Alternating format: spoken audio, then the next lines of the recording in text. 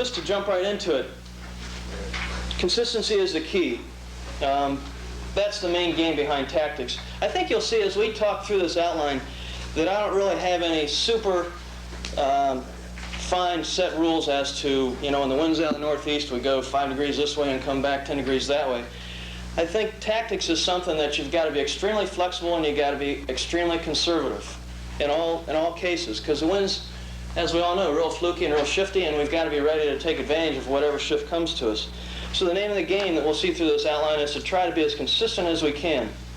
Spectacular finishes are really super, but they don't win us the regattas. Shooting for number one, gambling only works half the time, okay? Let the losers make the mistakes. Races are won by fewer mistakes. It's not that sailors are better than other sailors, it's just that they make fewer mistakes. So the more we can minimize, the better we'll do. And we can practice this stuff just like we do our boat handling, just like we do our sail trim, and just like we do, we work on our boat, we can work on this stuff after the races. And it's really good to talk about it with the crew. We kind of have a rule that after every race on the way in, before we get to the dock and get to the beer, we talk about the tactics and we talk about what we did wrong and what we did right. And if we see a particular situation that we just can't figure out, we'll even write it down so we can talk about it later. But that way, we can really try to analyze what happened and so we don't make the same mistake again. There's some real slick books out, this Tactics and Strategy by this guy named Joachim Schultz. Elstrom's books are good. Stuart Walker's books are really good. There's a lot of neat stuff in there. I have a hard time sometimes understanding what he's trying to say, but if you can get through it, it's really great stuff. And then there's some real good articles in yacht racing and cruising, and if you see some that you want to get a hold of, they'll send you copies of them too if you just give them a call. And I have here in my notes, practice, practice, practice. I mean, just like we're going to do this afternoon, I think this is really fun because you can really learn a lot. And it's fun for me too because I can learn a lot watching the situations develop, and trying to comment on them. You can say, well, now if you take this approach and you do this, everybody can benefit from it. And it's that kind of practice that means a lot. Okay, to be consistent, we've got to have a set game plan or a set of rules, I should say, that we always abide by. So when we get goofed up and we get to the wrong side of the course or we get confused, we can come right back to these rules and get right back into the game and sail the way we normally sail. We want to develop set systems as often as possible. Set systems as to how we tack, how we jibe, and how we approach our tactics. So there's never a question as to how we want to approach this type of weather mark rounding or whatever. It's automatic for us. Okay, any questions before we go into the outline of the start, the first weather leg and all that? Any comments? Okay, before the start, we've got to get out early so we can sail upwind and look for the shifts and look for new wind. We want to try to develop an idea of what the wind pattern's doing so we can get ourselves in phase. It's neat to try to time the wind phases as they go through. Sometimes that's difficult to do, but as long as we have an idea that the wind is definitely phasing back and forth, we can really get ourselves in tune with those shifts. Okay, we want to look for the marks. If they have them out early enough, we want to make sure the course is square to the wind. Sometimes the weather mark gets skewed a little bit and might end up way down on the leeward side or on the weather side of the course, and we want to put ourselves in position maybe at the start to take advantage of that so we can sail a shorter distance. We want to try to keep that in mind. Then we want to go over our game plan, and I have here in my notes with our crew. We want to be real flexible, throughout the game plan, but we want to have an idea as to how we want to attack the weather leg. 10 minutes before the start, check the line to determine the favorite end. Okay, everybody know what we mean by that? The favorite end of the line and why that's so critical? I'm sure you guys do. I always used to check a line by luffing head to wind. This Jim's neat board here. This is the starting line. I always used to luff into the wind and say that if my bow was pointing a little bit this way, the leeward end of the line was favored. And if my bow was pointing this way, the weather end's favored a little bit. But I found, well, I'll tell you what happened. I crewed for my dad in a Flying Sky Regatta this year, and it's really fun because he's a good sailor, and I really learn a lot from him every time I sail with him. And he taught me a neat new way to check the line that really works slick. And that is to sail down the line, start off at the weather end with the sail eased out until it's just starting to luff a little bit, maybe breaking about 1.5 feet or so, and sail down the line. And then without touching the main sheet, uncleating it or recleating it or anything, jibe around and sail this direction and see if either it's fuller or it's luffing more. Okay, and if it's fuller, we know the wind's from this direction more, right? And if it's here, and the sail's luffing more, we know that it's from the right side. But like we say here, we check the line 3 or 4 times throughout the starting sequence, or actually even more than that. Anytime we're just cruising the line, I'm always thinking about the fact that the wind's maybe shifted a little bit, so we're always trying to be aware of that.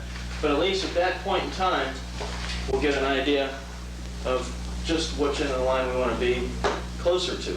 Closer to is the key.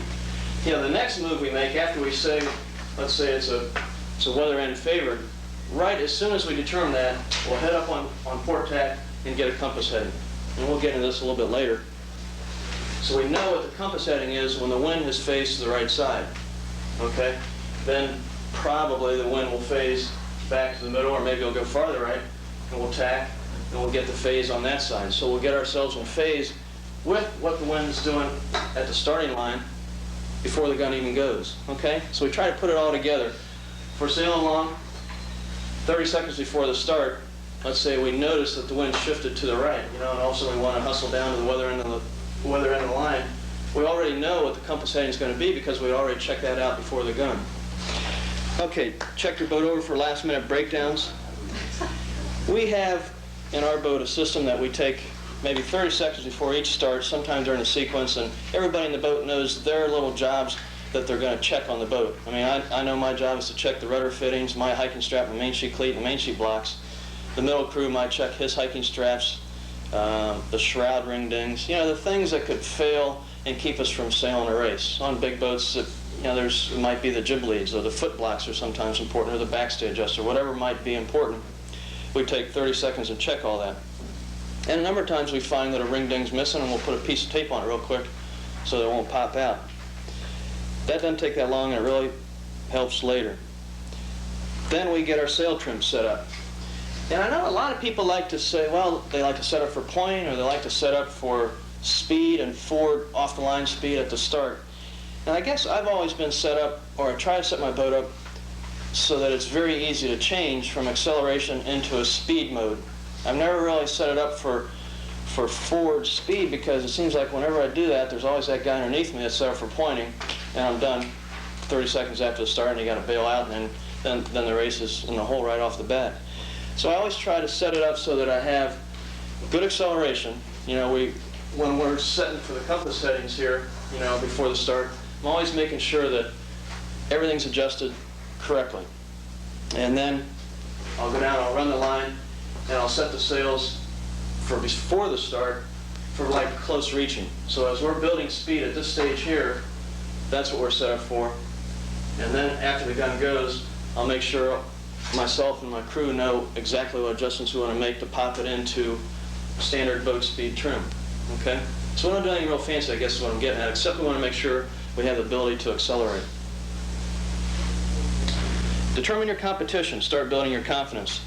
When I say determine your competition, I guess I'm thinking about who we don't want to start next to or who we want to start next to. Sometimes it's real easy when all the boats are lined up to just find a hole and poke in that hole and get ready to start and find that you're directly above Andy Fox and Larry Klein's just to weather, you know, and that's just exactly the place you don't want to be at the gun. So we'll as a team, say this is the group we don't want to start next to and this is the group we do, and we'll try to avoid those guys or get next to those people in the starting sequence. And we'll start building our confidence. We'll get fired up and say this is our kind of breeze, we know the wind, you know, and all that kind of jazz. We'll get all fired up. 5 minutes before the start, again, check the line. Okay? Want to see if the wind's phasing back and forth. We want to continue to check our compass headings with the time we're checking the line. Okay? Has wind shifted? Stand up and look up the weather leg, because so many times you can see smoke, say off the course on the right-hand side, and you can see it's showing a shift. Or you can see a cruising boat lift where they're showing a header. You know, we just look up there, you can see so many things.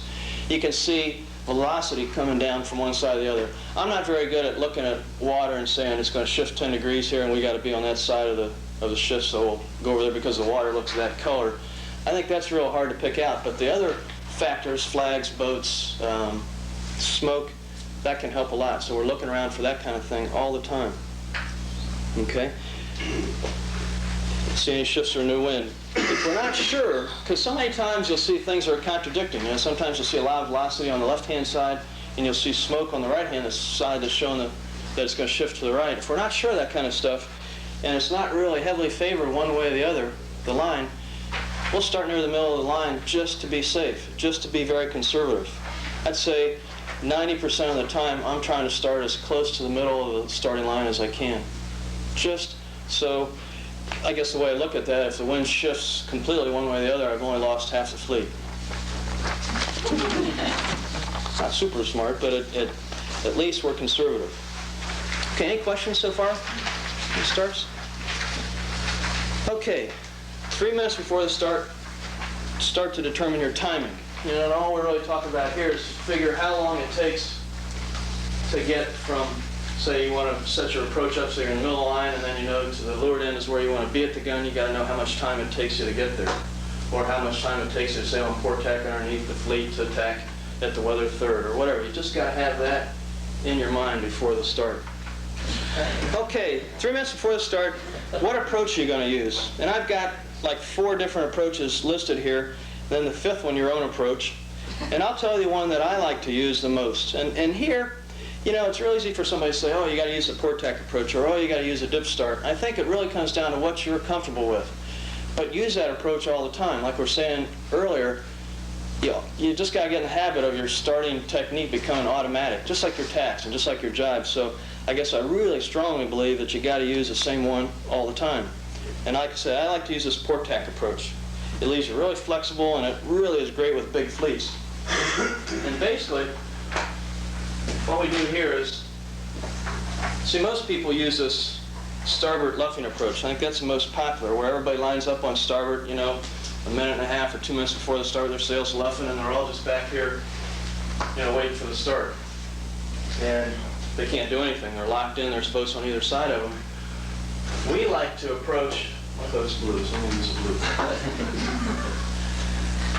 I like to approach the fleet on port tack, and that's where this timing earlier came in so important.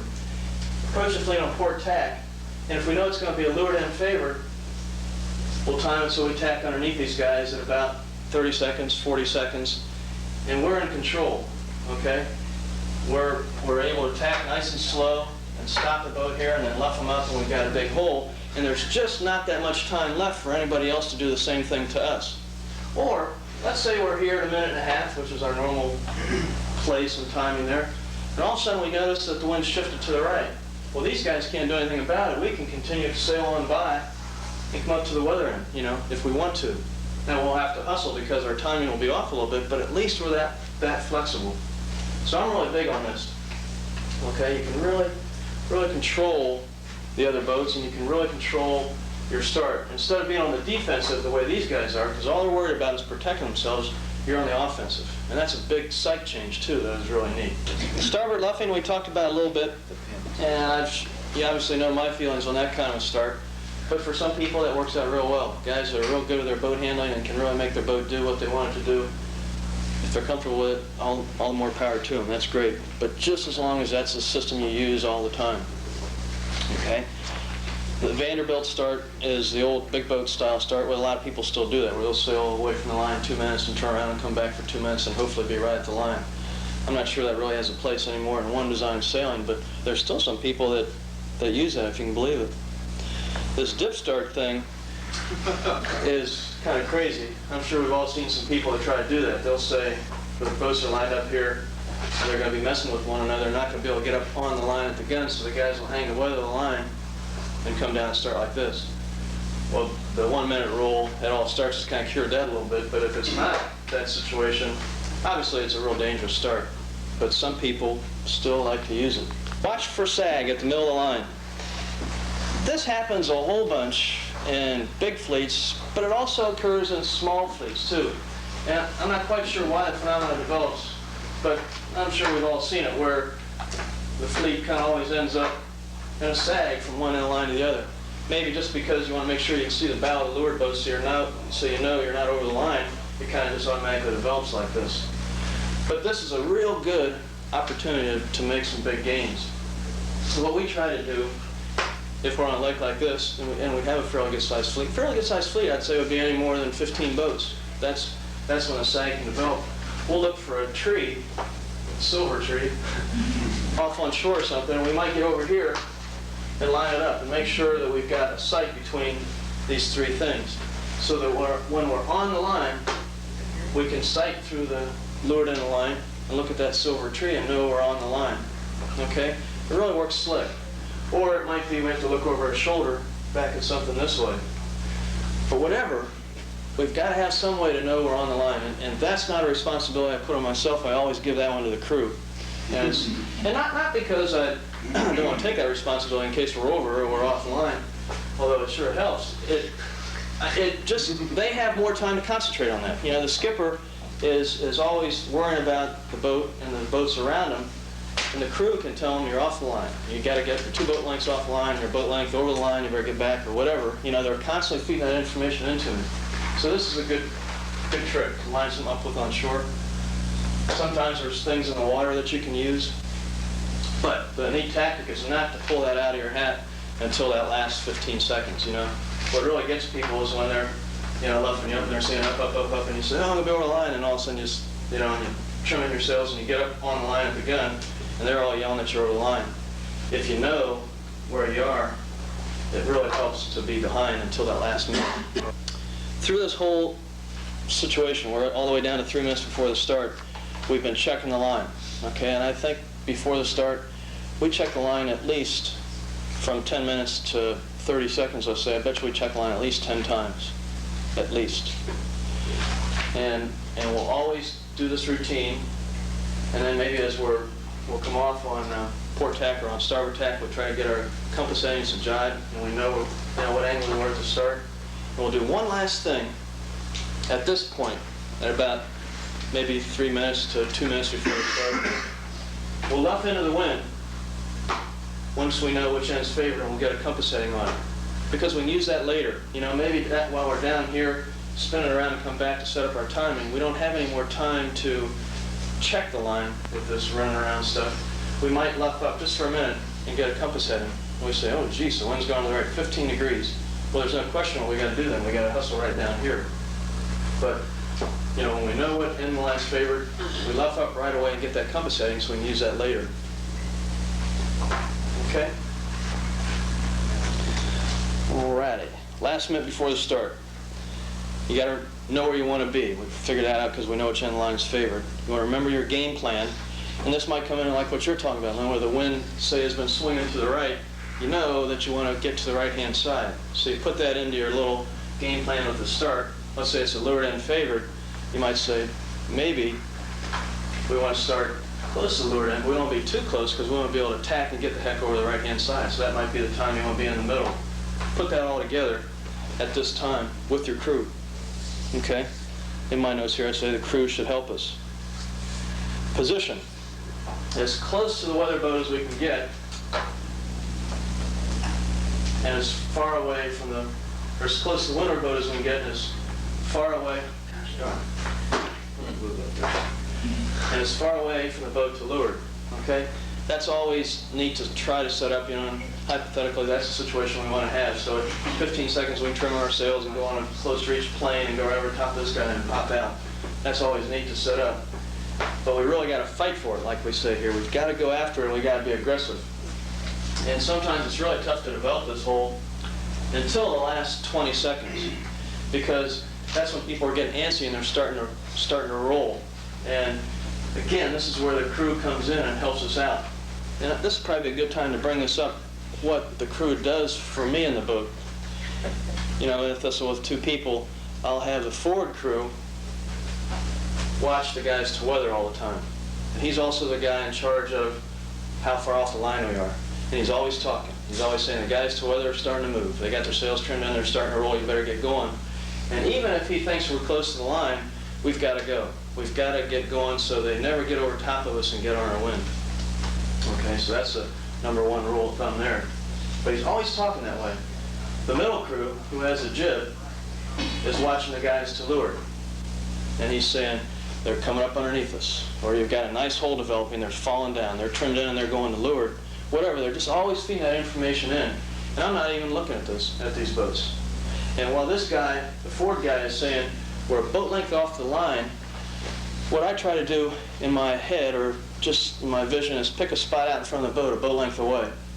And that's all I'm watching. And he's saying the guys are starting to move. I know I've got to trim in the sails and get going. If he says you're covered, which is the key, boy, we just trim in and we go as fast as we can go then. That means the committee can't see us. Who's calling the time? Well, it's funny. Usually we have 3 watches on the boat, but the guy in charge of calling it is the middle crew, because he kind of has less responsibility than anybody. All he has to do is listen to my call about the jib in and out, and he's watching the boats to leeward. So he's basically just sitting there, or hiking there, watching the boats to leeward and playing the jib. So he's reading the time at the same time. But if something happens and he gets busy doing something, I'll just yell out time, and the forward crew will yell it out. And I'll try to have a watch running too. But that makes such a big difference, because if everybody knows their job, the skipper doesn't have to be looking around and forget that there's a guy to leeward. You know, I mean, all he does is look ahead at the point of the water and then try to get his speed up. But the key words are we're covered, and then we go. Okay. To defend and develop this position like we say here, I have an idea where we say strap our main in hard and stick the boat to weather and scull. You know how tough it is if you got a guy to weather here, maybe half a boat length, to all of a sudden move your boat a half a boat width to weather, to gas him, you know, and get away from the boat to leeward. But we got to have some way to park our boat in the water so it doesn't slide sideways, because boats are always sliding sideways, and they'll slide down and they'll slide away from you. Well, we found if we trim the main in almost 2-blocked, so the leech is really hooked on the main. And obviously we can't do this when it's blowing really hard, but if it's blowing up to 15, this works pretty slick. We'll let the jib left, the boat will stall. I mean, just go in a complete stall, and it'll try to slide sideways, but not as fast as the guy that's rolling up to weather us. And we'll just start sticking the boat to weather. And we'll just hold the boat almost directly in place here, almost head to wind. And these guys will slide down on top of us, and we'll develop that relationship there that we like to develop. And these guys will slide away.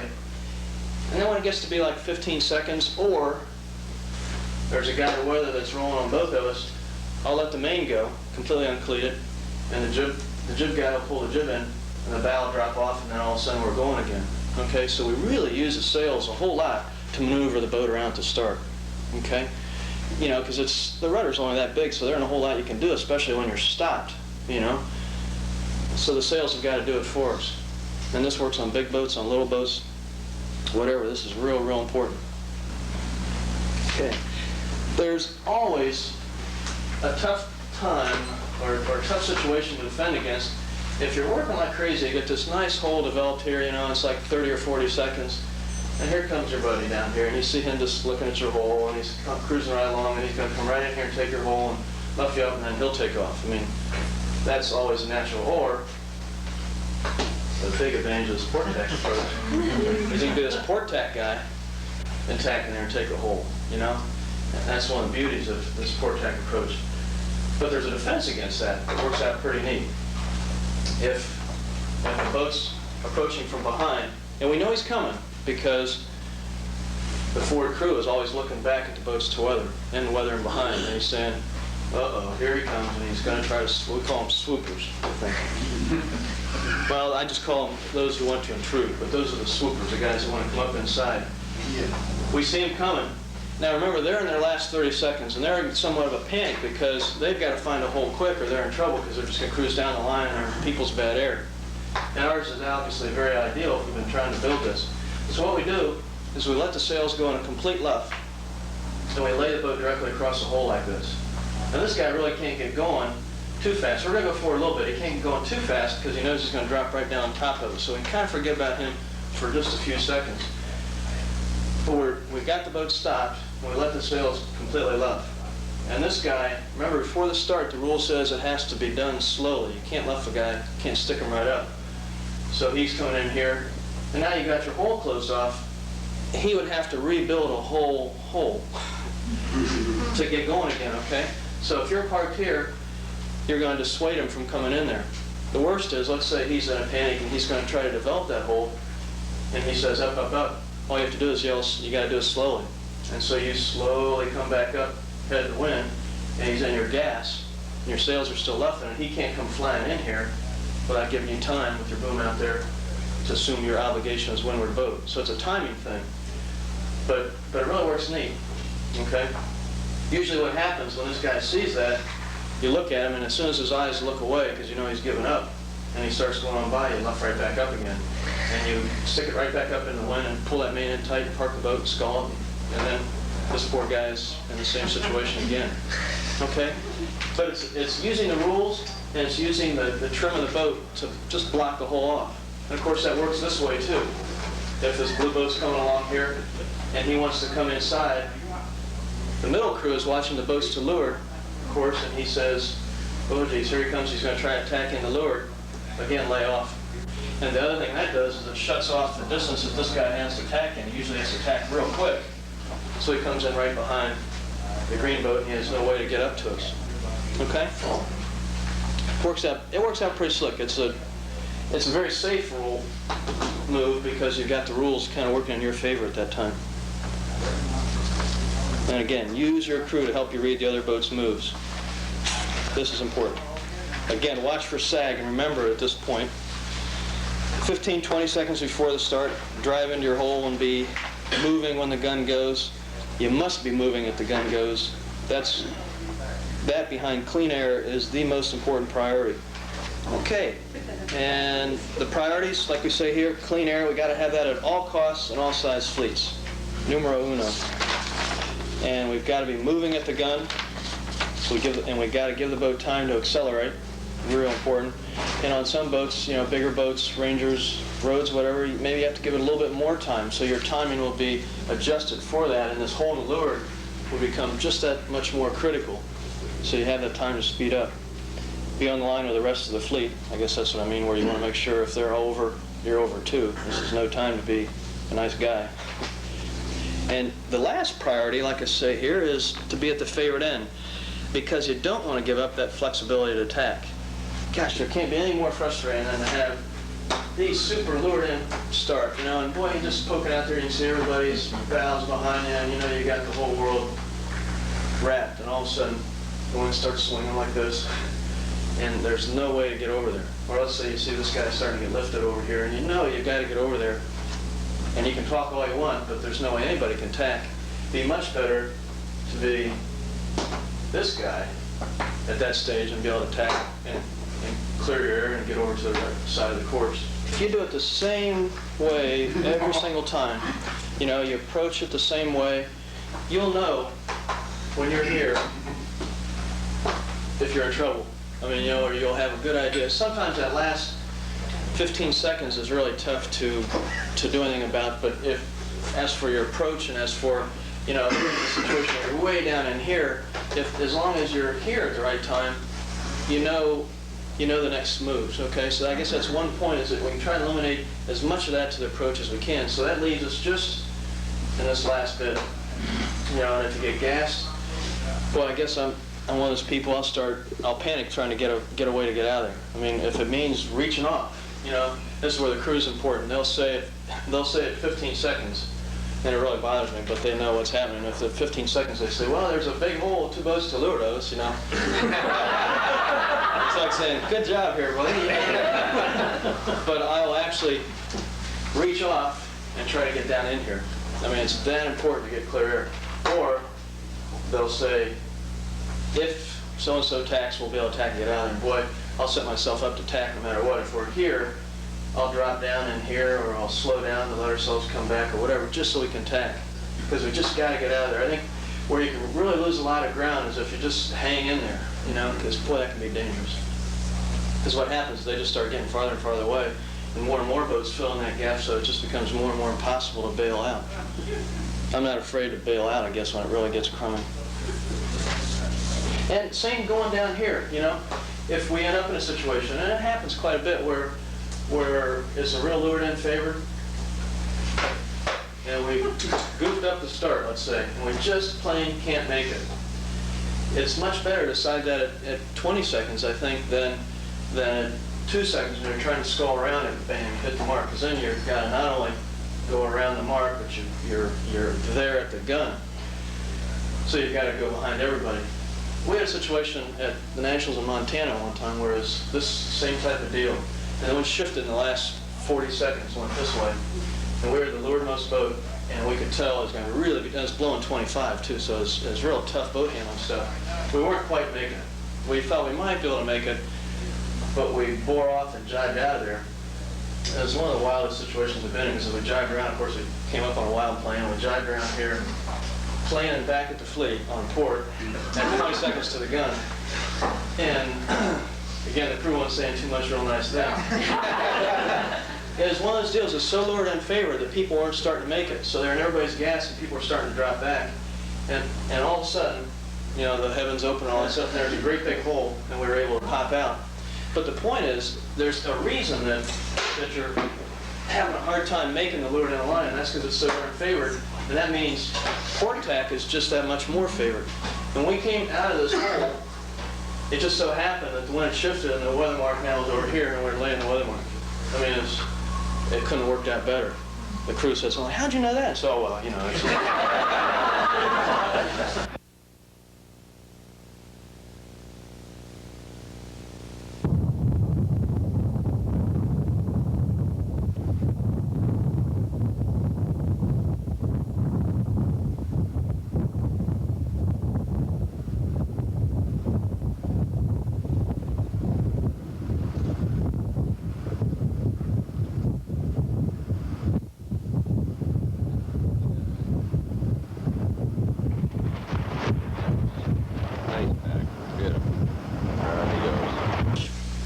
Okay, first weather leg.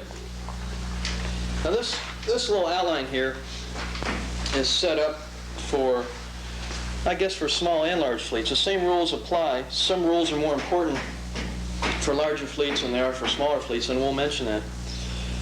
But like we say here, the larger the fleet, the more important it is to play the boat position rather than the course position, because you're always looking to consolidate whenever you can. You know, if you've got a big pack over here and a big pack over here, you know, we'll make this a straight line down here, and there's like 30 boats over here and 20 boats over here. You want to always be looking at your relationship to those boats and what kind of moves you're going to make to gain or consolidate on those boats rather than what's happening with the wind. Because you just can't ignore big packs of boats and say, ooh, the wind looks like it's going to the left. Well, these guys up here might not get that for a long time. Sometimes it's worth taking a little bit of a bad pack to consolidate. But I think those rules apply too in small boat or small fleet racing too, which we'll get to. Okay? Again, you got to keep your air clear. Most important, you've got to keep the speed up, you know? We'll talk about boat speed, and we've talked about boat speed and how important that is. And you guys are all real good at that, thanks to a lot of help from Jim and the way you guys work at it. That's really slick. But you've got to get the speed up to make these tactics work. Because if you don't have the speed, you know, and you get the best start in the world, and the guys just start rolling, you're done. So you've got to make sure you're going fast. And the only way you can do that is keep your air clear. Okay, when the lighter the wind, okay, you want to head towards puffs more rather than shifts. So you're always looking, of course, up the course. Okay, and you'll see velocity coming down. We like to use the rule that when you see a little puff coming down, or let's say it's off to the right-hand side, you might want to take one to get over there and get into it, because you're going to increase your speed so much that it's going to mean more than being on the correct angle. Okay? Our angles aren't so important in lighter anyway, because we're always so far off the wind to try to keep the speed up. You know, we're not pinching very much. We're always driving, especially in bigger boats, to keep the speed up. So we want to go for the velocity rather than the shifts. In return, in heavy winds, where you're already going pretty much hull speed or you're cruising along pretty good, want to head towards the shifts that come with the puffs.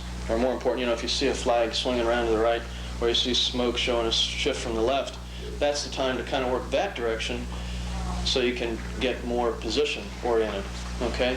You're not trying to get away from the fleet like you are in light air. You're trying to use the angles. Okay, this E, I think, is the most important rule we'll have in this whole talk we'll do this morning. Never be the farthest boat out on its side. Stick to the middle of the course, unless you got a real good reason. You know, anytime, let's say boats are lined up like this, all the way across the course, and everybody's even right about here, right? You know, pretty much Nobody really has an advantage on somebody else. Now the wind shifts even just 2 degrees one way or the other. It shifts this way. This guy is in serious trouble. He's last instead of second last. And if it goes this way, this guy is last instead of second or third last. Whereas these two guys, they're never going to be last, at least, you know. They're always going to be in the ball game, in the hunt, shall we say. So anytime you get out to one side or the other, you're really gambling. Unless you've got a real good darn reason, you know, like your wind shifts there at Shreveport where the clock's around to the right. You know that's a given. You know it's always there. Or if you get some current thing at Midwinters or Montana, there's some funny thing off the right-hand side of the course that we were able to pick up after 4 races or so. But the point is that, and even so, in that situation, we were never ever the farthest boat off to the side. You know, we always wanted to put ourselves in a spot that no matter what happened, we weren't going to get nailed too bad. And I guess that's a good way to put it. Okay? And once you start getting out to this side, you know, and you don't know what's going to happen. And so many times it's just the way it is. You know, we try to talk about timing the shifts, and we try to talk about, you know, looking ahead for wind. And so many times it just looks all the same, you know. And so many times the compass is just swinging back and forth through 5 degrees. And how many times we've gotten all the way out to the start to get to the left-hand corner and we say, boy, we're normal. I mean, the compass is reading normal. There's nothing new coming. That's the time we'll bail out and go back and cross the run line, you know, just to get back to the middle of the course. You know, even if we have to take a transfer or so, we put ourselves back in a spot to start over again with the wind shifts. Because once you get out here, the wind can only do one thing for you to come out even. You know, it has to go to the left. Okay? So you got to play the middle as much as you can. Okay, try not to cross the boat ahead or behind unless you're on a lift. We've all talked about being in phase, and I think this is a good rule to keep us in phase. If the wind's, again, we're the blue boat, let's say we're lifted, this, and even though we can't cross this guy, this would be the time to dip him and go this direction. Because when the wind comes back, he'll be lifted, we'll tack, and we'll be inside him and lift it. Okay? All it does is keep us in phase. Whereas on the other hand, if we're down, you know, something like this, that'd be the time to tack here. And basically lead them into the next header. Because the wind's going to come back again, we're headed, and we'll tack, and again we'll be inside the weather. So the idea is, if you're going to cross a guy, whether you're ahead of him or behind him, make sure you're doing it on a lift if you can. So when you get back on the other side of him, and the wind comes back, you're in phase. Okay. Take your longest tack. This is another one my daddy told me. Favored tack to the mark first. Why do you think that is? So we round the leeward mark, or let's say we come off the starting line, and the wind's like this. Why do we want to take that tack first before that tack? Pulling our options. Right. If we go to basically the lay line, we have no options. Exactly. Exactly. You're going to be closer to the middle if you stick on the favored tack. It also gets you closer quicker. Yeah. Well, but I think if the wind ever shifted, you'd still come, supposedly, I mean, I'm not much geometry, I think it gets you there basically at the same time, but the point is, just like I say, it leaves your options open and it keeps you closer to the middle of the course. Again, it's just being more conservative. Okay, watch relationships with other boats as you cross and recross, and sometimes if you see guys that go to the right of you, whenever you're to the right of a boat or they're to the right of you, they gain. You know, and just use that knowledge. Again, not the skipper trying to remember, but have the crew kind of help you remember that stuff so you can say, let's try to work ourselves to the right side of the course. Not the right side, but the right side of the course. Try to approach the weather mark on port tack ley line, but again, never go ley line early. The reason for that, I guess it's pretty simple. Everybody usually lines up on starboard tack. The whole world's out here. And if we're on port, it's just like the port tack approach at the start. We just have our options open. You know, there might be a hole there. There might not be, and we might have to dip a couple boats. But when we're here, we're locked, just like we did at the Nationals race when we were way out here. You just leave your options open, and you can use every little shift to the end. It just means you're in the middle of the course until you got right to the ley line on port tack. Okay, again, never go to either ley line early.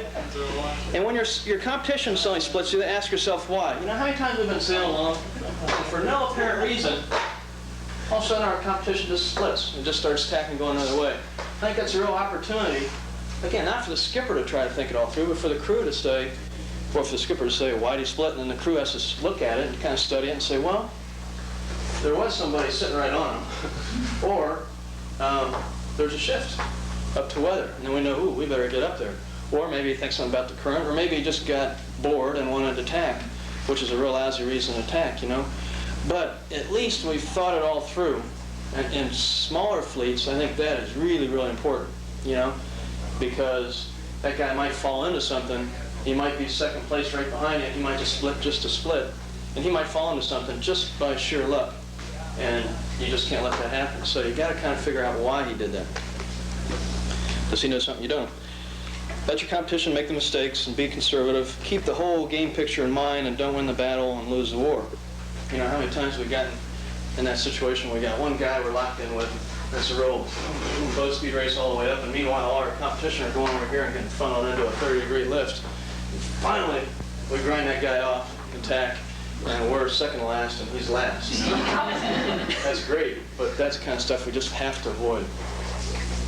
But on that, somebody asked me during the break, you know, how we're really lucky to have a real good crew with us and all that stuff that can do these things. And yeah, we really, really are fortunate. And I have been blessed with a real good crew.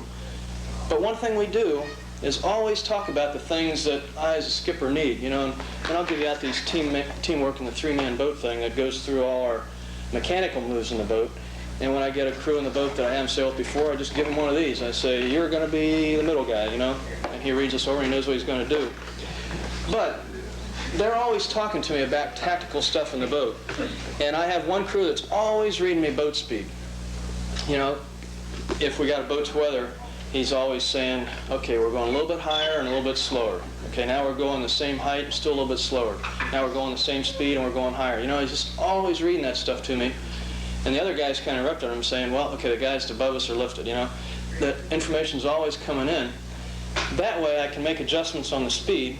And when I hear something that clicks in, like they're lifted 20 degrees to weather us, I can take a glance and know that we should do something about it, you know. But as long as all that information is coming in, then all I have to do is worry about steering the boat. It really makes a difference. Okay? We haven't talked about the compass too much, and I'd sure be glad to if people would want to, but I'd rather do that a little bit later if we could. But I will mention that in our boat, I don't ever look at the compass just because I guess I can't walk and chew gum at the same time. I always have the forward crew look at the compass. And we only have one compass right behind the vang, and it's just bolted right there. And that seems to be fine. I do, however, if I get nervous and feel like the forward crew's not quite with the compass, I'll ask the middle crew to kind of look over his shoulder. And before we go into the race, I'll say to the forward crew, there will be times that I will ask him to check up on you, and that doesn't mean you're a bad guy. It just means, you know, that's what we need. The reason that's important is that way we always are confident that our compass readings are correct. Okay, just a second set of eyes.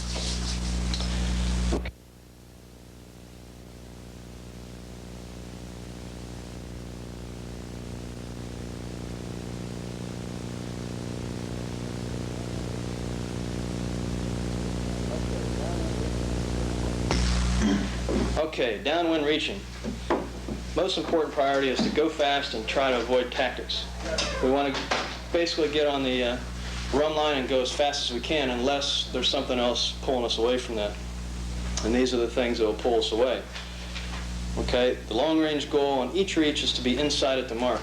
That means when we round the weather mark, numero uno, we want to be here. We don't want to be here, and we don't want to be here. We don't even want to be here. This is where we want to be. Most important, okay?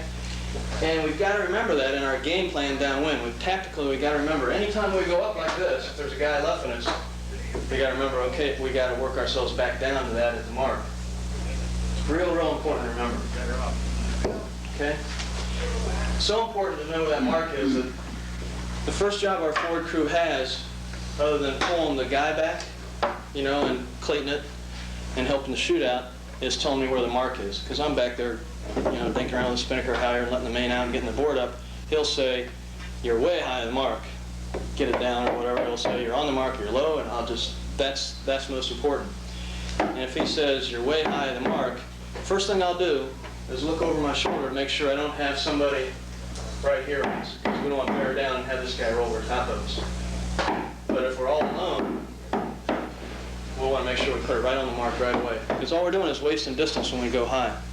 But again, the crew's calling that out. Never sail high on a reach unless there's current, you know, it's pushing us down. You're slower and you need to defend, you know.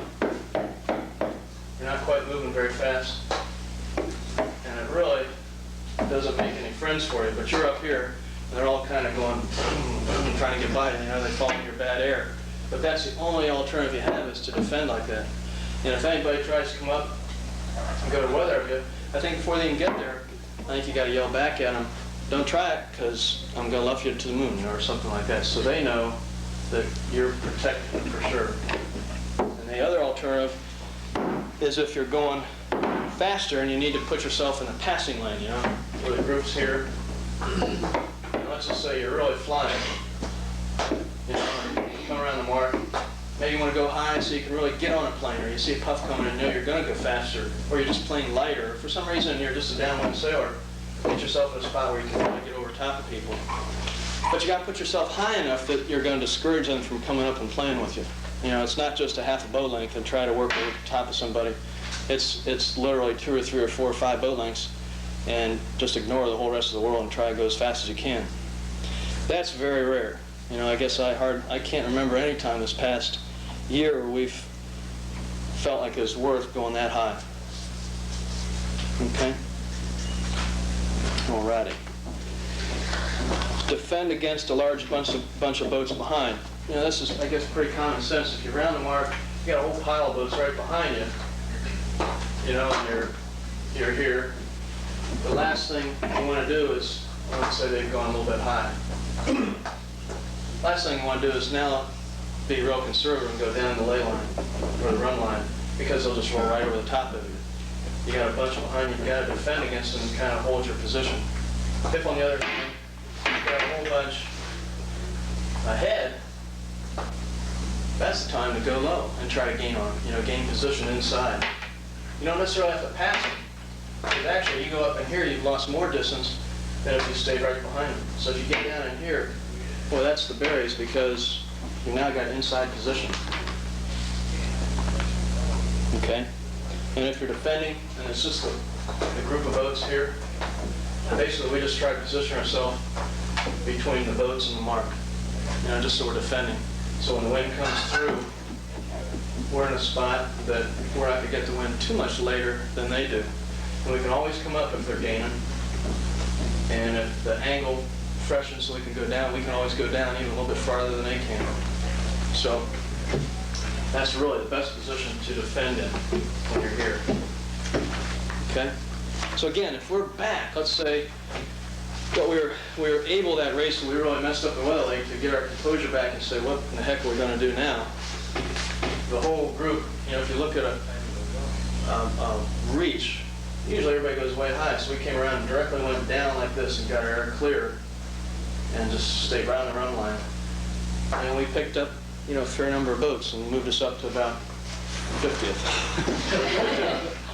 Yeah, when a boat is pumped together, they're staring at the air, and if you can get your air clean, you can usually get by them. Mm-hmm. Yeah, that's for sure. Especially the light airs. Yeah, that's a good point. Real good point. Yeah. Once you commit high or low, stay there. You know, you really don't want to be kind of going, well, now we better go low, there we better go high, because you're just wasting distance. You know? Okay. At the jibe mark, be aggressive, but talk to your competitors first. Okay, what we're talking here is, you want to make sure you're inside at the mark. And that's really the name of the game. When you get into that basic 2 boat length circle, you want to talk to the guys first. You know, I guess just the psychology of saying, hey, what do you think? Do you think we have room here, you know? And they'll say, heck no, and then you can be nasty if you want.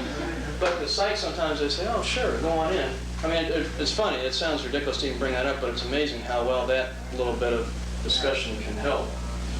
Okay, so be aggressive. Make sure you're going for that spot, but try to be a nice guy first.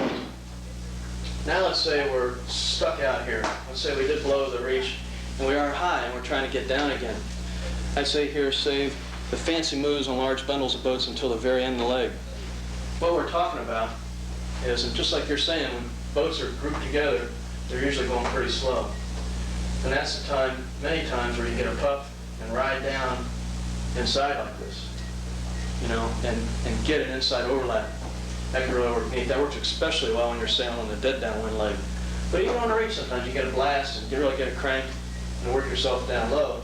And these guys can't come down to protect. They just got to keep going straight.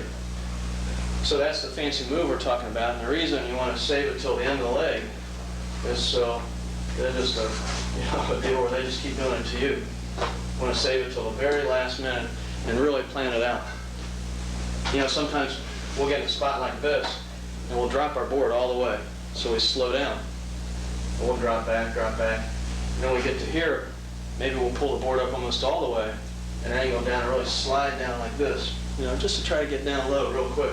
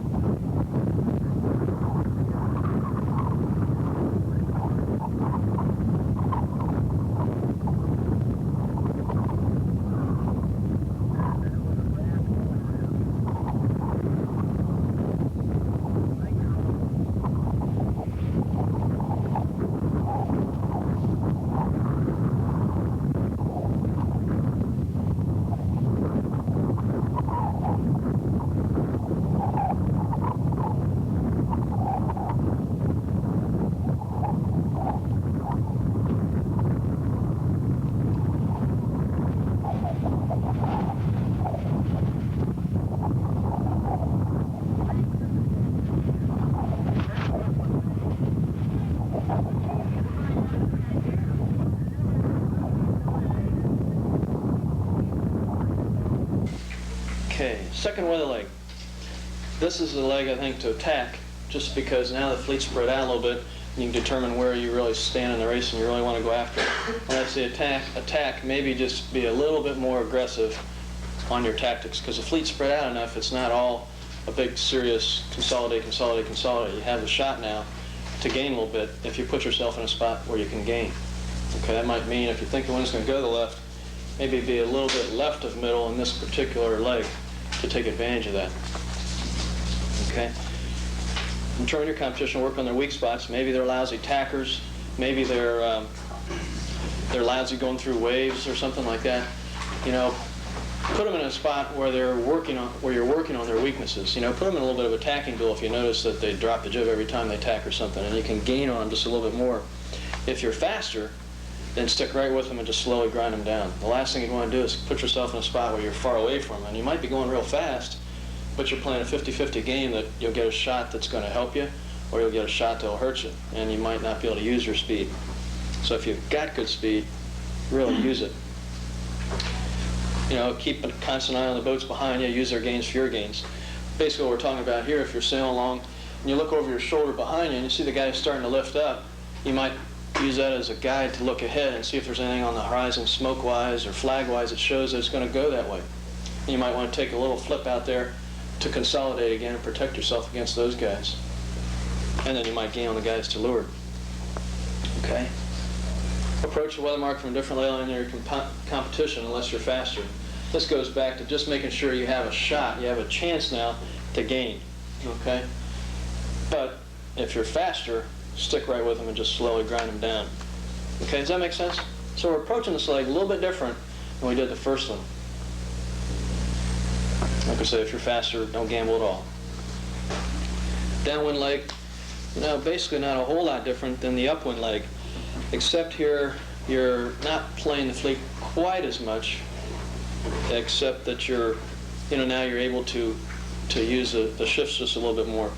You want to, again, stay on the jibe. It takes you closest to the mark, just like staying on the favored tack upwind. Play the course more than the fleet. Get there the fastest. Keep your air clear, just like upwind. And on the last jibe, try to approach on starboard tack. Why do you want to do that? So we're around the weather mark now. We're coming downwind, and our buddies are out here, and our other buddies are out here. And on the last jibe, we want to be here. Why do we want to do that? Inside. Pardon? Inside. Inside, right. All these guys will be coming back, right? And we're going to be inside the mark, assuming it's a mark support, okay? That's the sole reason right there. We want to be inside. We're thinking that way ahead of time. So if everything else is even, we just had an easy shot as to shift-wise downwind, we might want to just do one of these jobs. We want to be able to play them downwind, but the name of the game is to be inside at that mark. And round it with a tactical rounding. Now I'm sure Jim's worked with you guys on this, but let's just talk about what a tactical rounding is. When you turn your boat around a mark, it can only turn so fast and so hard without slowing down. And so when you approach the mark, you want to be able to give yourself as big a radius as you can, so that when you come up, you're close on this side, but you're going full speed. Okay, take it wide on the outside and close on the inside, as wide as you can possibly go. And if you got boats around you, now you don't have rights. The rules say you can only make a seaman-like rounding, I guess they call it. You're not supposed to be able to take the guy outside, but many times you can.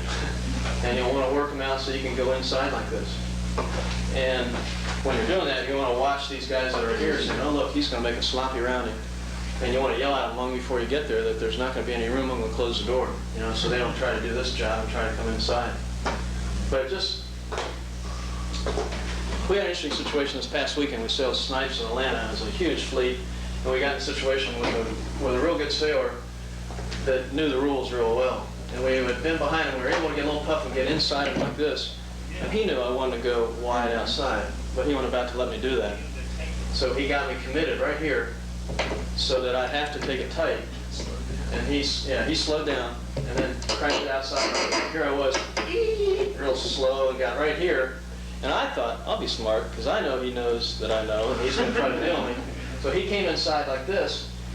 And by the rules, you're allowed to keep a boat from going between you and the mark if he didn't have an overlapper. You don't have to give him room by going head to wind. So I went head to wind here, and it worked out just perfect for him. Where he went around, tack, boom. I'm sitting there.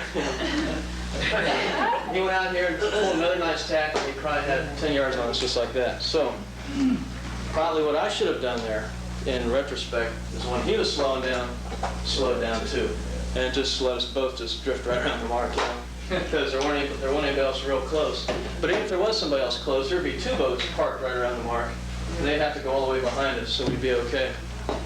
So don't be afraid to slow your boat down when you get in tough spots like that. Last weather leg to the finish. It's pretty self-explanatory here, except I'd like to talk just a minute about a tacking duel with people and what we want to do with them. Okay? We say here, if they're going the way you want them to go, then give them clear air, and if they're not going the way you want them to go, then sit on them. basically what we're saying is if we're fortunate enough to round ahead of another guy that we don't have to worry about anybody else. Let's say we're winning the race. Well, let's say it's another guy in the race we've got to beat. So it's a small fleet group, and the wind has gone that direction. I got really short weather leg here. We've rounded.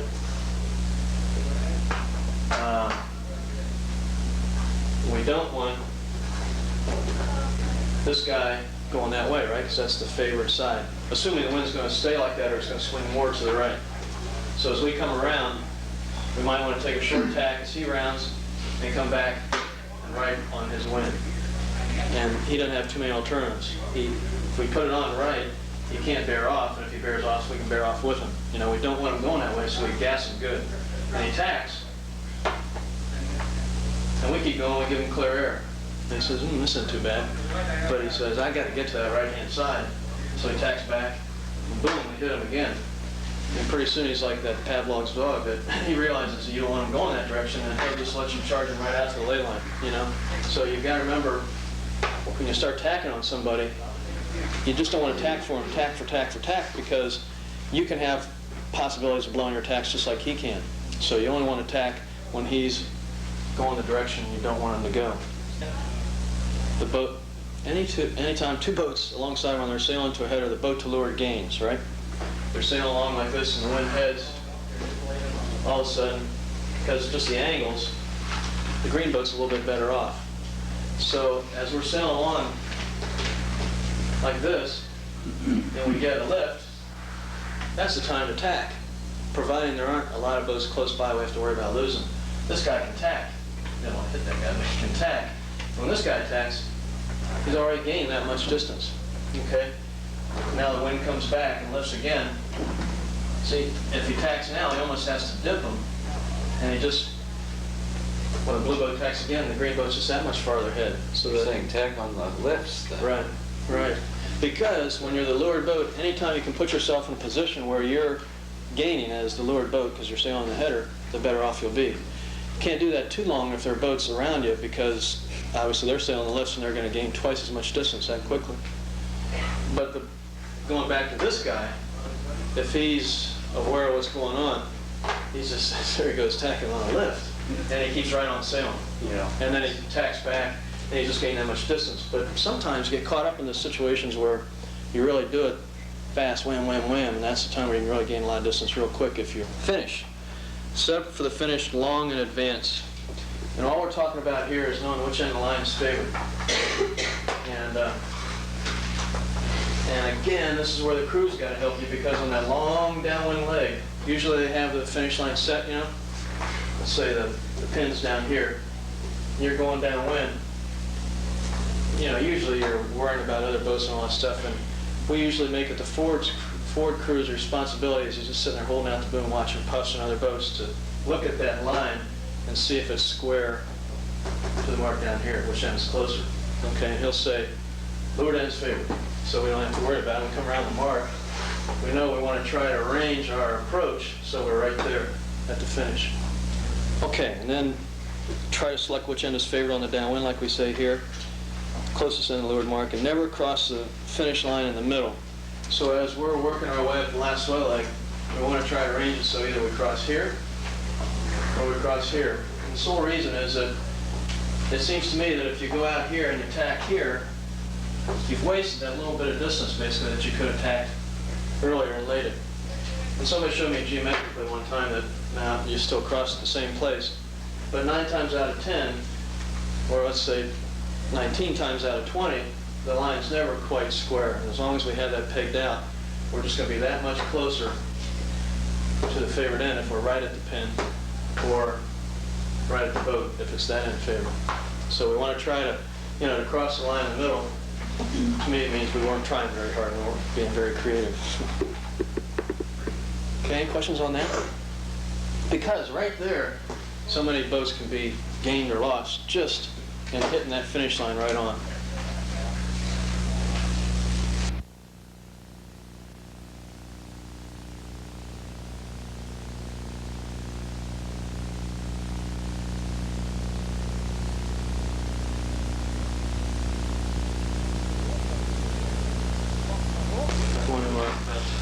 on roll tacking, Whatever y'all want to do. the thing that I think is most important is the speed of the tack. You know, it's real easy to slam the boat around, go from port to starboard real quick, and I think if you do that, unless it's windy, it's real easy to stop the boat rather than help it along with its speed. So I think what we try to do, Lynn, as we sail along, is we don't do any extra movements. I know a lot of people like to heel the boat to leeward before they go into the tack to help it around. You know, and I guess there's all kinds of different opinions on how to roll tack, but I don't like to do that before the tack because it seems to me it's kind of a wasted motion. You know, you're heeling the boat over and give it some helm to help it come up. But basically, I guess the way I look at it, you should already be up on the wind. So as you're sailing along, the way I like to tack is I slowly head up till the jib starts to back, okay? And the telltales will, of course, be going, and then You're not throwing the helm over. not throwing it, just a real gentle push, probably just about this fast. And I never push any farther than the tiller being over the top of the seat at the most, if that far. And once we're almost head to wind, maybe the jib's breaking about that far, I'll keep it over and hold on to the hiking stick. And maybe that's the one important thing to mention right now is that a hiking stick has to be long enough. I don't really gauge the length of my hiking stick by how comfortable it is to sit and steer while I'm on the high side hiking out.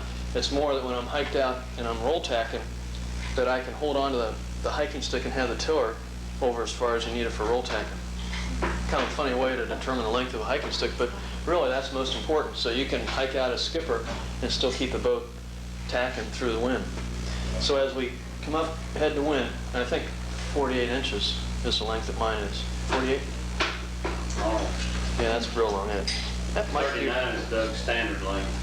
I'm sure I'm a little bit longer than that, so maybe it is 48. I'll check that out, Doug, because it seems like that, you know, it's real easy to figure out if it is just about right.